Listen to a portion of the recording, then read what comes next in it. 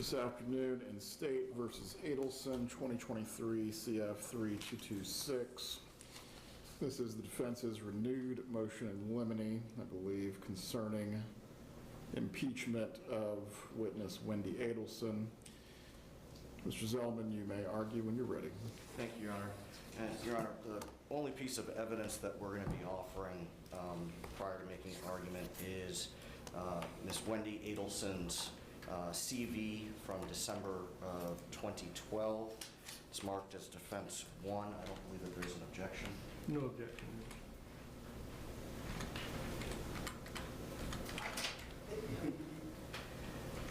And it indicates on the second page, Your Honor, that the book issue was originally published September 15th of 2011.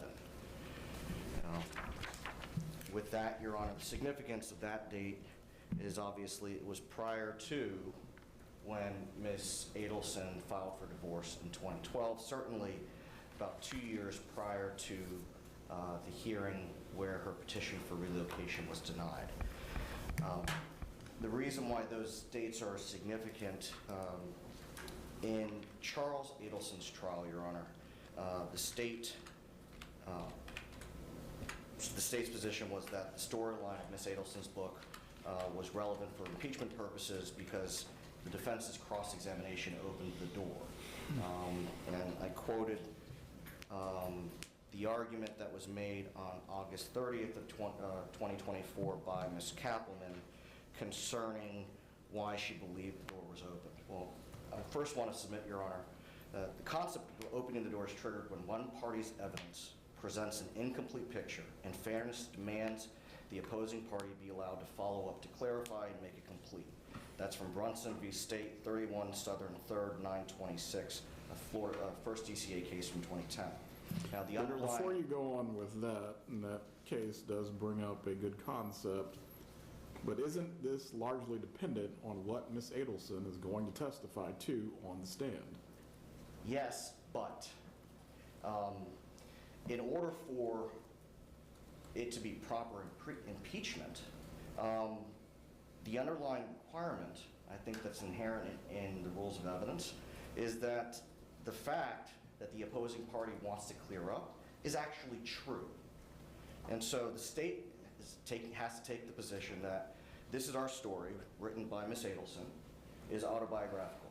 And because it's autobiographical, how the main character feels about the city in which she lives with her husband, who's a professor, is relevant almost 2 years after the fact to how Ms. Adelson felt about having to remain in Tallahassee after the petition for relocation was denied.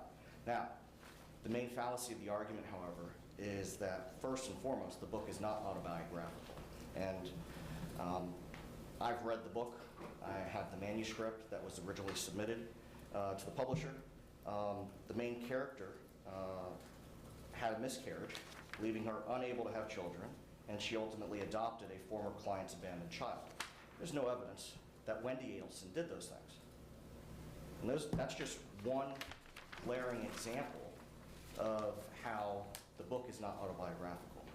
Now, even if it is autobiographical, the state's position is factually inaccurate. The state's position, both in the hearing and prior trial, was that the main character of this book, Lily Walker Stone, was utterly miserable and stuck in the place she was living. Now, that position would have been accurate if you stopped reading halfway through the book.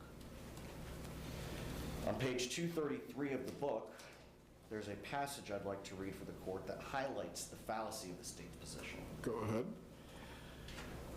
I'm so sorry, Josh, for everything, and I'm grateful to you, for bringing me to this place, for giving me wings to try something new, and for all the unpredictable experiences that have followed. She's thanking her husband for bringing her to the fictional city in which they live, the fictional city in which he teaches, the fictional city in which she practices law.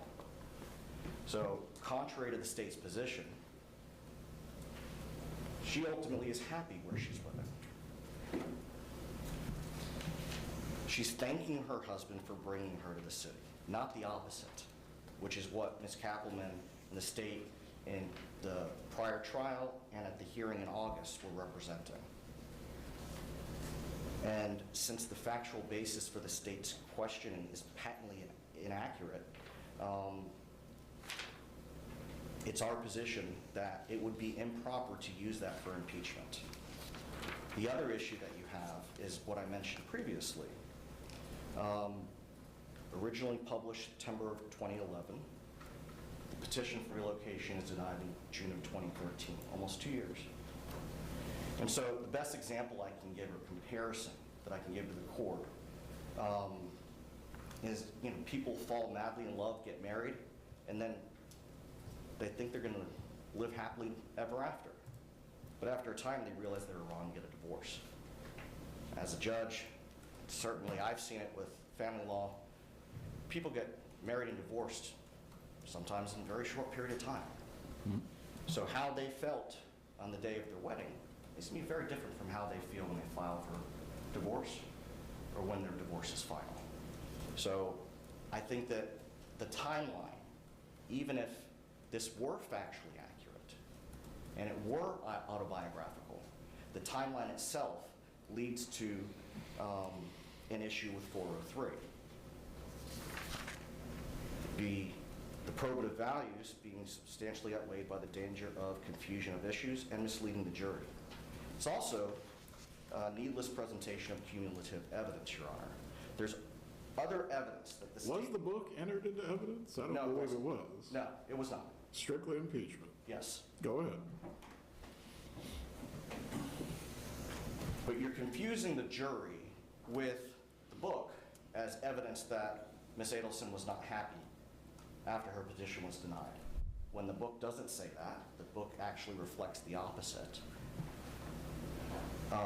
And now, if that is allowed, we're going to have to then clear that up for the jury because that's not what the book says. And at that point, we might have to introduce the book into evidence. That's a waste of the jury's time. The issue is turn the trial into a book club. It's not an easy read, I'll tell you that. But Your Honor, it's our position that both from a factual standpoint and a legal standpoint, that the state's use of this book, even for impeachment purposes, is inappropriate. All right, one final question, and I'll allow Mr. Evans to argue from there. As to any bias or motive that could be argued, do you have an argument concerning that? No, Your Honor. I certainly understand why the state believes that it goes to bias or motive.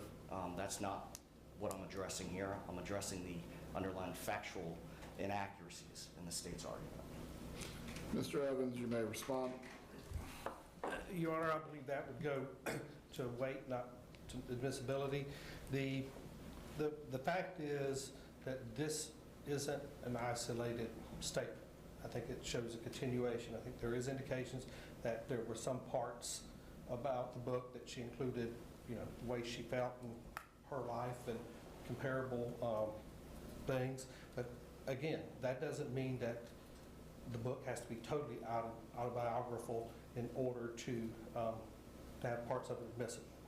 We have situations here where White also, not only did she write the book, which covered that area, she has also emailed friends, and throughout the time, there was that the relocation was important to her. That, matter of fact, they filed a motion to do it, and that she had emailed a friend in December of 2000, it actually looked like Christmas Day, that she felt like she was stuck in Tallahassee. She did something similar in February of 2013, and that life in Tallahassee, and then just May of 2013, that life in Tallahassee couldn't compare to life in South Florida. That they were in the motion for relocation indicated that that she was stuck in Tallahassee, and that she wanted to get out of this tiny town, and the book, she related how miserable it would be to be stuck in Tallahassee. So I think it is relevant. I think it is admissible. It's not an isolated statement. And when you take everything in context, I think it is admissible that she felt so strongly about this. She had written before. And like anything else, if we bring up the divorce scenario that people talk about, well, if this was a festering issue, which it sounded like it was, according to the pleadings and stuff that was put in and statements, other statements made, that in the book it may come out as a happy ending. On the other hand, in real life, it certainly did not. And I think that is relevant for the state to be able to probe, to ask. I don't think it's a remote statement that, Well, let me clarify, I guess, what you're trying to argue, Mr. Evans. Are you arguing this is substantive evidence that you will admit, or just impeachment of Wendi Adelson? I think it could be both. At the times it has been being used as impeachment evidence. I don't know that it has been introduced as being substantive during the trials before. But there's been a number of them, and so I don't recall that. Your Honor may recall it better, but I don't at the moment. But it would certainly be ripe for impeachment. If she gets up on the stand, I think she has somewhat consistently indicated, oh no, she was perfectly happy in Tallahassee. When there's evidence that suggests that isn't a correct statement, that isn't a true statement. And it was one of the reasons that, in effect, the defendant had related, I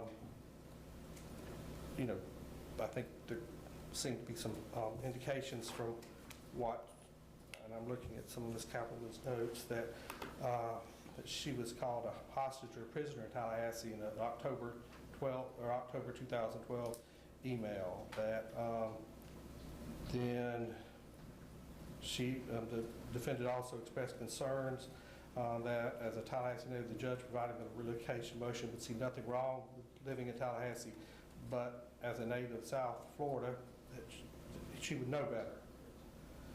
And that she believed that getting stuck in Tallahassee would ruin her life.